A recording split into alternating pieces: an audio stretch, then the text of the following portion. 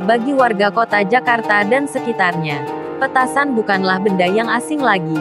Namun seiring dengan perjalanan waktu, petasan semakin sulit dijumpai di pasaran. Karena di balik keseruan ledakan petasan, ternyata masih menyimpan potensi berbahaya.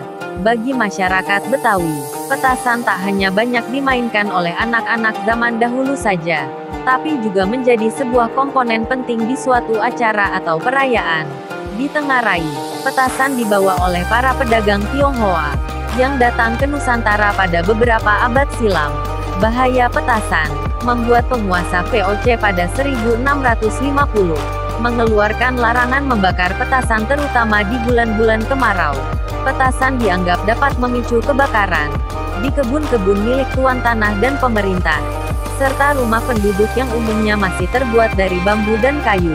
Alasan lain, yaitu faktor keamanan. Penguasa VOC sulit membedakan bunyi ledakan petasan dengan letusan senjata api jika berada di kejauhan. Berdasarkan penelusuran TV Jantuk dari beberapa sumber, larangan serupa juga diberlakukan pemerintah Hindia Belanda dan pemerintah Indonesia setelah era kemerdekaan. Tapi tetap saja kebiasaan membakar petasan sulit dibendung, apalagi ketika perayaan Tahun Baru, Imlek, dan Lebaran, serta dalam tradisi masyarakat, dalam acara penting seperti hitan, atau perkawinan di kalangan masyarakat Betawi. Di masyarakat Betawi, peran petasan juga dapat menjadi alat komunikasi yang efektif. Zaman dahulu, sebuah kampung biasanya hanya terdiri dari beberapa rumah saja, dan jarak antara satu kampung dengan kampung lain bisa hingga 1 atau 2 kilometer.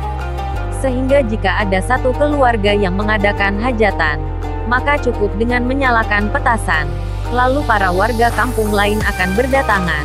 Pada zaman dahulu telah ada dua jenis petasan, yaitu petasan impor dan petasan lokal.